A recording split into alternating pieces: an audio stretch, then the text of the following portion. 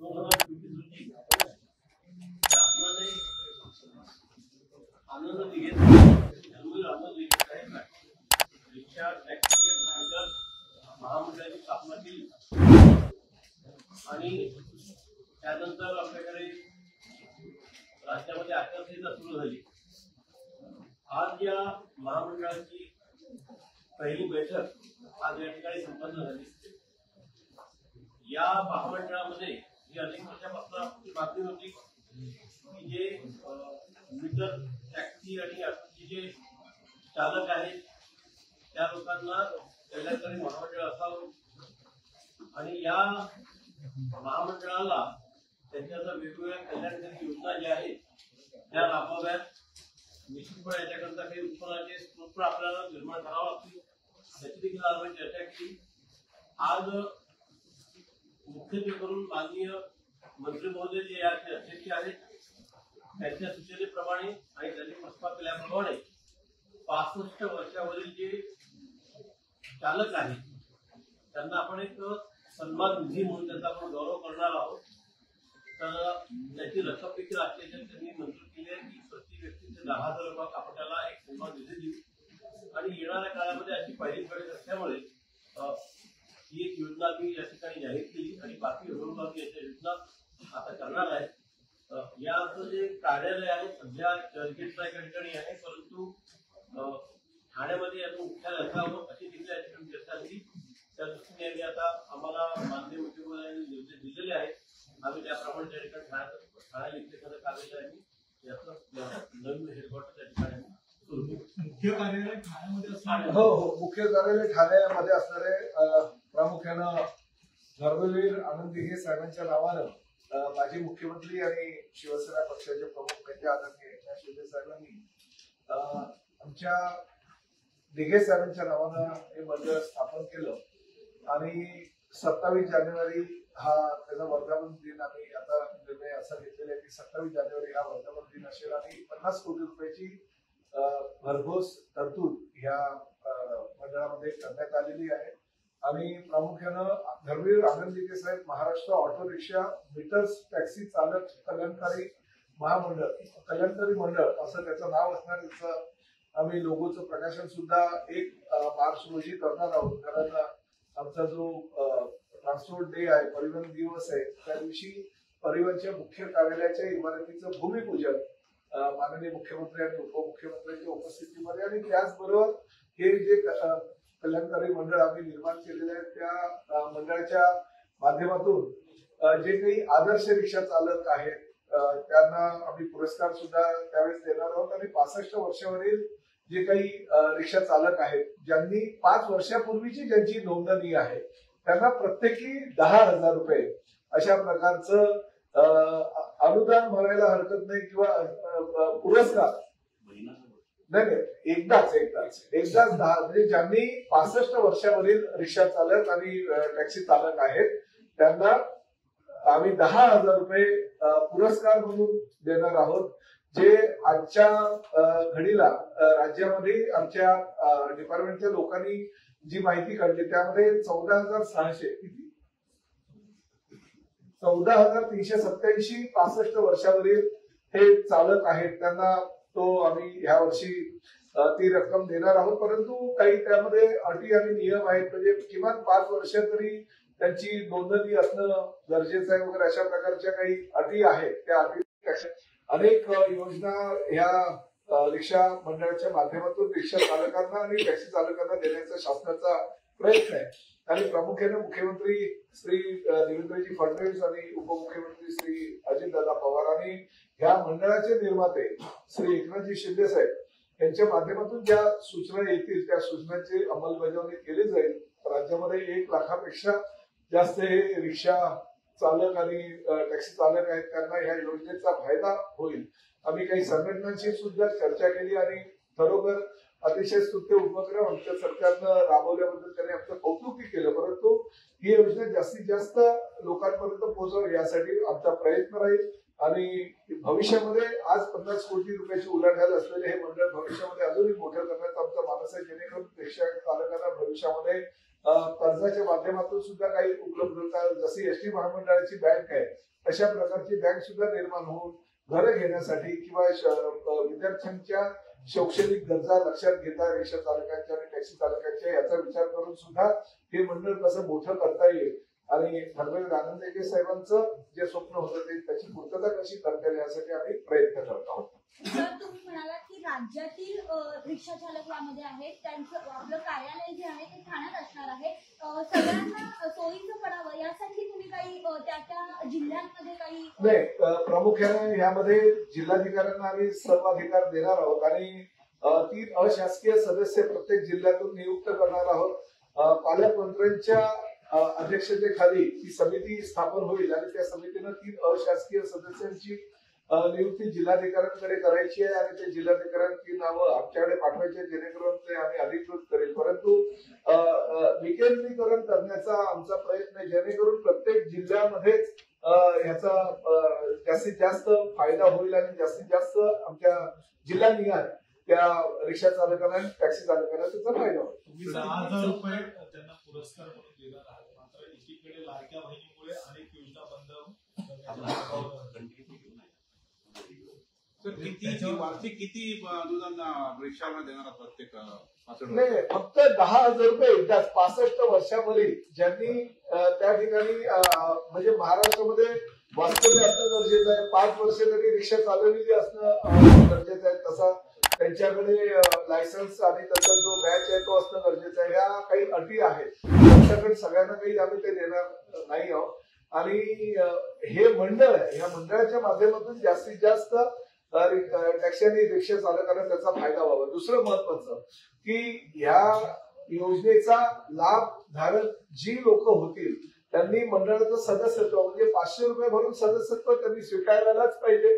परत वर्षाला त्यांना 300 रुपये आम्हाला वार्षिक फी भरायला पाहिजे. अशा काही सूचना सुद्धा आम्ही म्हणजे ह्या योजनेमध्ये अंतर्भाव करत असताना आम्ही त्यांच्याकडनं पैसे पण घेत आहोत. म्हणजे असं नाहीये की सरसकट त्यांना ती मोफत आम्ही देतोय, परंतु 500 रुपये सभासद फी आणि 300 रुपये वार्षिक फी ही फी सुद्धा आम्ही त्यांच्याकडनं घेतोय. म्हणजे आर्थिक चणचण भागण्याची काही गरज भासणार नाही किंवा आर्थिक अडचणीत असं काही येणार नाही. शासनाला स्वतंत्र असं तरतूद वेगळी स्वतंत्र मंडळ स्वतंत्र ह्याच रिक्षा चालकांच्या आणि टॅक्सी चालकांच्या ह्याच पैशाच्या माध्यमातून मंडळ कसं व्यवस्थित होईल, सदन होईल आणि त्याचबरोबर जर गरज पडली तर शासनाचं त्यात अनुदान असेल. रिक्षा चालकांच्या सोयीकरता सगळ्या गोष्टी केल्या आहेत. यालाच धरून आम्ही प्रश्न असतो की ज्यावेळेस असं मंडळ स्थापन केलं त्यावेळी बोगस रिक्षा चालक किंवा अधिक रिक्षा बोगस त्यांच्यामुळे रिक्षा चालकांना मोठा फटका होतो. एखादी घटना घडली की तो रिक्षा चालक तो रजिस्टर्ड नसतो किंवा रिक्षा रजिस्टर्ड नसते, त्याच्यामुळे फटका होतो. याच्याकरता काय विशेष केलं जाईल? त्यात कडक अंमलबजावणी केली जाईल. अशा प्रकारे कोणी जर चुकीच्या पद्धतीनं त्याचा गैरफायदा घेण्याचा प्रयत्न करत असेल बोगस रिक्षा चालकांना कठोर कारवाई केली जाईल आणि ज्या काही कायदेशीर प्रक्रिया त्या प्रक्रिया पूर्णपणे केल्या जाईल.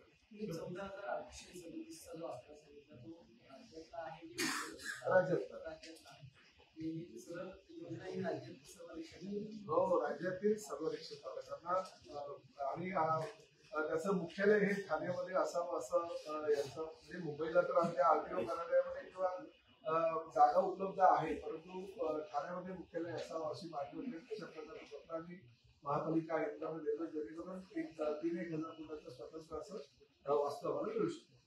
तर ह्याच्यामुळे किती घर पडणार आहे?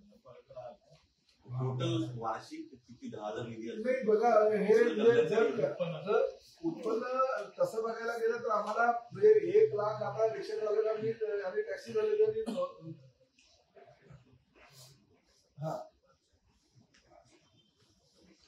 67 कोटी रुपये आम्हाला येणार आहे. 50 कोटी आमचं भांडवल आहे, परंतु 67 कोटी रुपये सगळ्यांनी जर नोंदणी केली तर 67 कोटीपेक्षा जास्त आम्हाला निधी उपलब्ध होणार आहे. आणि आम्ही 10,000 जे देणार आहोत सगळ्यांना, म्हणजे आता जरी पूर्णच्या पूर्ण सगळ्या 14,300 जे आहेत त्यांना पूर्ण जरी दिले तरी ते 15 कोटीच्या आसपास.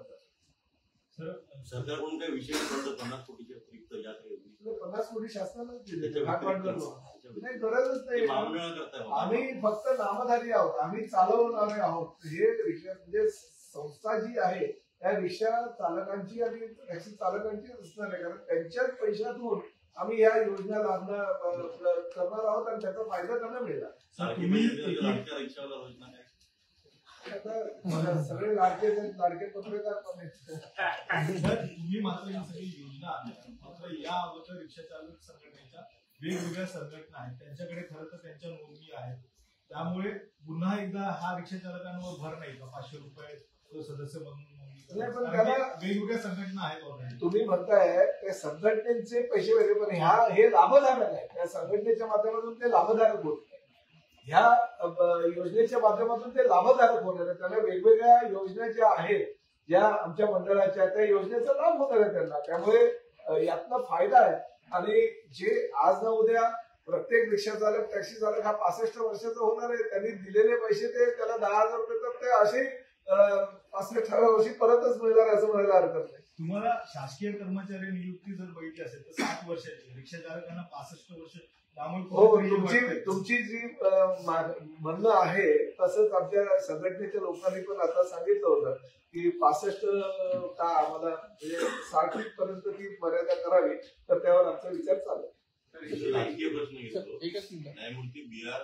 गवई यांनी त्यांच्या सुनावणीत लाडकी बहीण योजनेला धरून एक याचिका त्यामध्ये त्यांनी असं म्हटलंय की दुर्दैवाने मोफत योजनेमुळे लोक कामं करण्यास तयार नाही, त्यांना मोफत रेशन मिळत आहे, त्यामुळे कोणी काम न करता त्यांना पैसे कमवत आहेत, पैसे मिळतात. कसं आहे, सुप्रीम कोर्टाचे काल एका निकालाच्या माध्यमातून सुप्रीम कोर्टानं ते आपल्या भावना व्यक्त केल्या आहेत.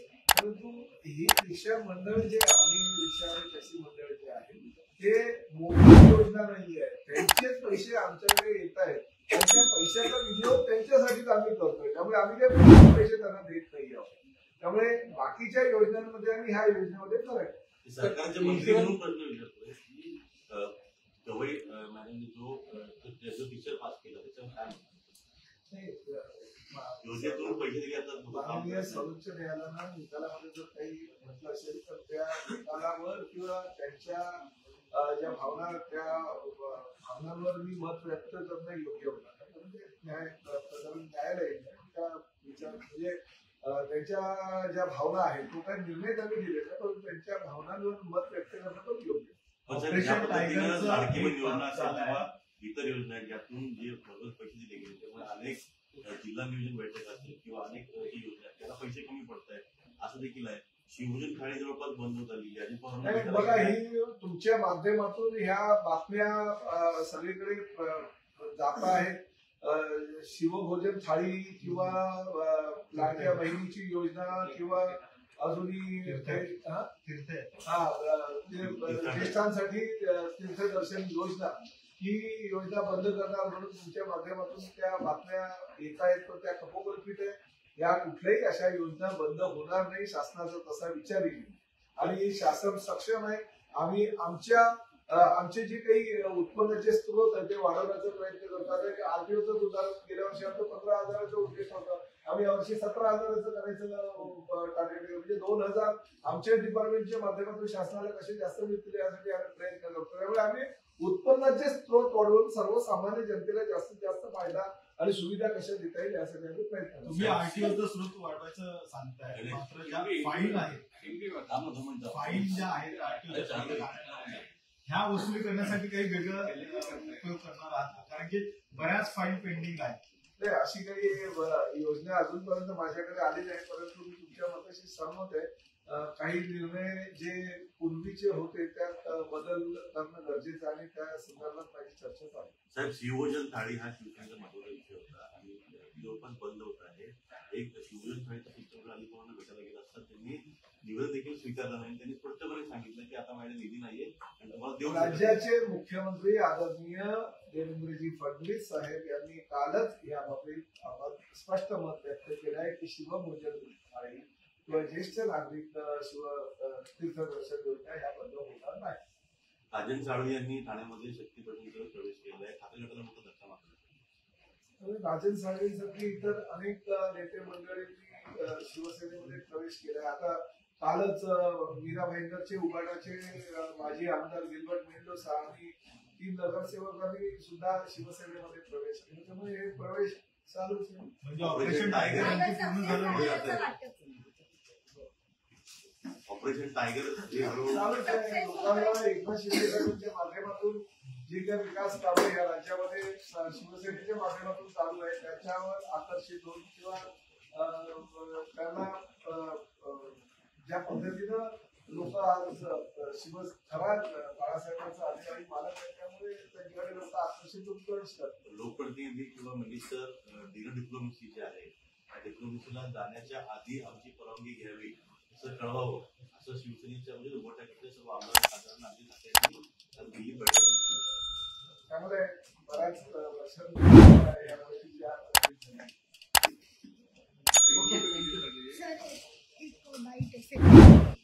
गरजा हिंदुस्तान चॅनलला सबस्क्राईब करा